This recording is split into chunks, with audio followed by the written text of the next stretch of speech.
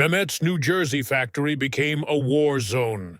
Turkish mafia versus Mexican cartel fighting over the fentanyl market. Finally, the FBI had to intervene. Because this war was spilling onto American streets, strange things had been happening at Mehmet Özkan's New Jersey textile factory for the past 3 months. Workers were whispering. Why had night shifts started? Why was the basement now off limits? Why was that horrible smell coming from downstairs?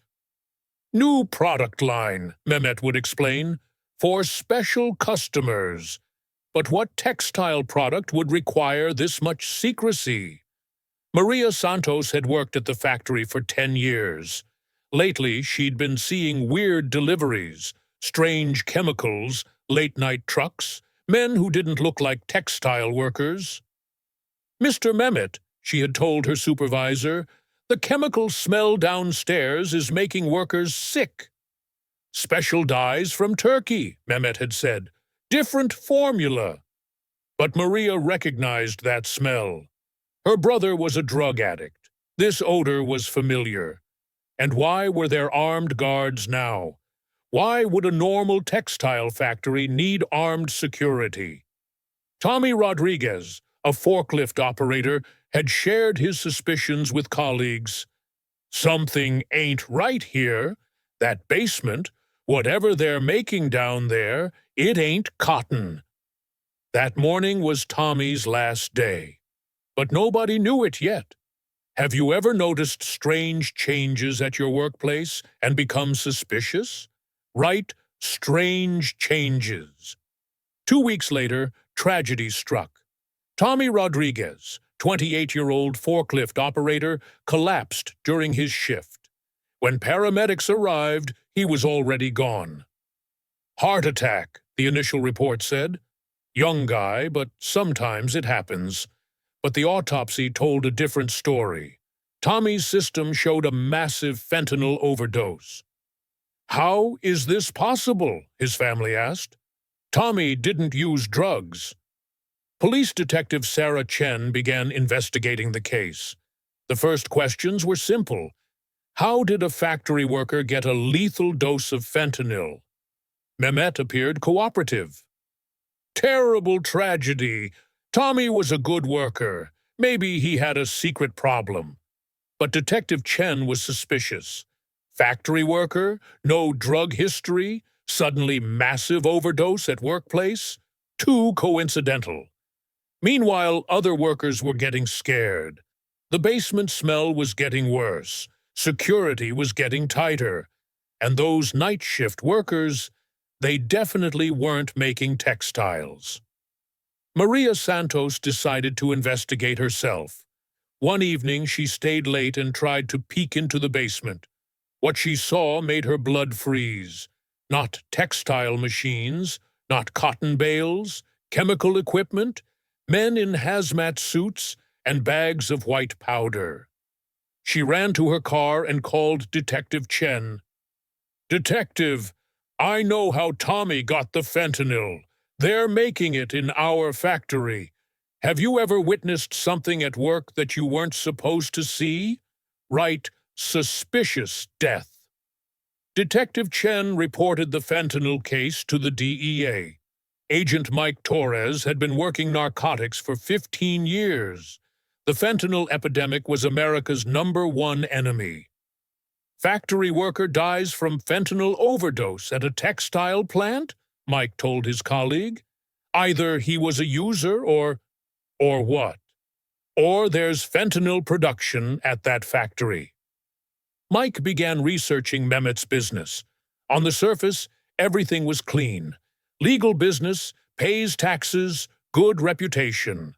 But deeper digging revealed interesting connections. One of Mehmet's old partners in Turkey, Kemal Arslan, had been arrested in Istanbul in 2019 for drug trafficking. Another partner, Hakan Yılmaz, was on Interpol's wanted list.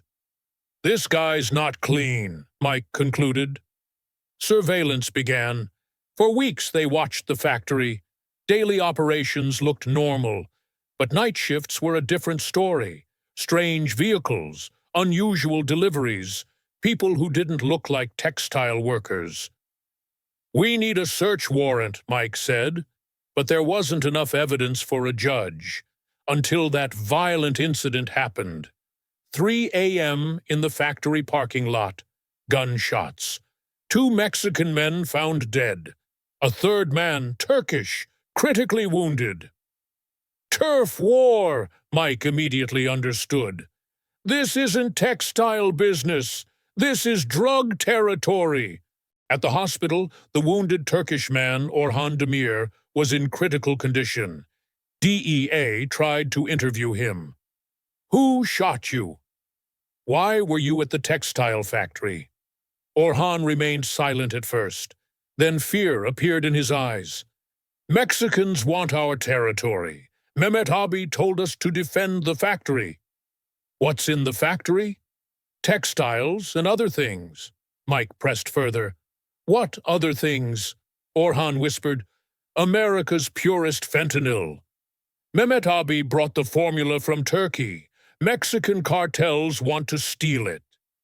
It was a breakthrough. But the next day, Orhan disappeared from the hospital. Probably Mehmet's men took him. Mike now saw the full picture. Mehmet was using his legal textile business as cover. The real business was fentanyl production, and Mexican cartels were trying to take over the territory. "This is bigger than we thought," Mike told his team. "We're looking at an international drug war on American soil." Preparations for a raid began. FBI, DEA, local police, joint operation. But they had to be careful. There were armed Turkish and Mexican operatives at the factory. Meanwhile, Mehmet knew the situation was critical. Mexican pressure was increasing. He hired more armed men to protect the product. Factory neighborhood residents were scared. Gunshots, suspicious cars, dangerous-looking men. This wasn't a normal textile factory anymore. "We're sitting on a powder keg," Mike reported to his supervisor. "Either we move now, or this war spills onto the streets." Have you ever experienced your neighborhood suddenly becoming dangerous? Right, dangerous neighborhood. The 5 a.m. raid began. 50 federal agents, SWAT teams, hazmat units. Mehmet and 23 Turkish and Mexican operatives were arrested. The discovery in the factory basement was shocking. An industrial-scale fentanyl laboratory. Advanced equipment had been smuggled from Turkey. Production capacity, 500 kilos per month. This is enough to kill 250 million people, the DEA chemist calculated. Mehmet remained silent during initial interrogation. Then he demanded a lawyer. "You have nothing. This is a textile factory." "Then explain the fentanyl lab in the basement." "I don't know anything about the basement. Other people use the building at night." But the evidence was overwhelming. Mehmet's fingerprints on equipment, phone records with Turkish suppliers, bank transfers to suspicious accounts. The most damaging evidence was Mehmet's own notebook. Fentanyl formulas from Turkey, customer lists, profit calculations, everything handwritten. "Why did you keep records?" the agent asked.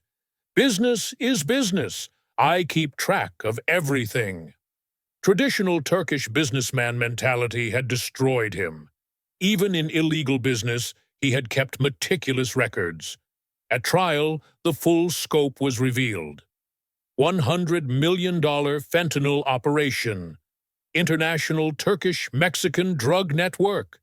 47 overdose deaths linked to his product. Money laundering through textile business. Mehmet's family was devastated. His wife and son had no idea. Son Ali, 22, gave testimony. "I thought my father was an honest businessman. I worked summers at the factory. I never knew about the basement." "Did your father ever discuss business with you?" "He always said, Son, business is about reputation. Lose reputation, lose everything. It was ironic. While trying to protect his reputation, Mehmet lost everything. Have you ever known someone who hid illegal activities from their family? Write secret life. 25 years federal prison sentence. Mehmet's empire was completely destroyed. Factory closed, family bankrupt, community reputation ruined. But in prison, Mehmet underwent a transformation. For the first time, he saw photos of the 47 overdose victims, young Americans, teenagers, parents. His product had killed them. I told myself Americans choose to buy drugs, he wrote in his diary. But I was wrong. I was feeding addiction, destroying families. After 2 years, he made a decision. He would write letters to victim families. Sarah Martinez, who had lost her 19-year-old daughter to Mehmet's fentanyl, replied to his letter. Why are you writing to me? Because I need you to know I take full responsibility. Your daughter died because of my greed. Do you expect forgiveness? Number, I expect nothing, but I needed to tell the truth. Sarah was surprised. Most criminals deny, blame others. Mehmet was owning everything. What will you do now? Spend the rest of my life making amends. In prison, Mehmet became a Turkish English translator for drug rehabilitation programs. He helped Turkish inmates find legal paths. I built an empire on death, he told inmates. Now I try to build something on life. After 7 years, Sarah Martinez visited the prison. Why did you come? Mehmet asked. Because your letters helped me heal, knowing you feel real remorse. I destroyed your family. Yes, but holding anger was destroying me too. Sarah continued, I started a foundation for overdose victims. Your story helps families understand that dealers are people too. People who can change, Mehmet cried. For the first time, someone saw him as a human being, not just a monster. If this iron will transformation moved you, write, Iron will change. Mehmet's story proves that even the biggest criminals can change, but true change requires iron will, facing truth, accepting responsibility, dedicating life to making amends. He used those textile machines to produce death. Now he uses letters to produce healing. Iron will sometimes means losing everything to find who you really are. A real empire isn't built on money or power. A real empire is built on redemption. One life, one family, one community at a time. Mehmet Özkan was a Turkish businessman. In prison, he became a Turkish teacher. Sometimes losing everything is how you win everything back. Iron will. True strength isn't avoiding consequences. It's facing them and building something better.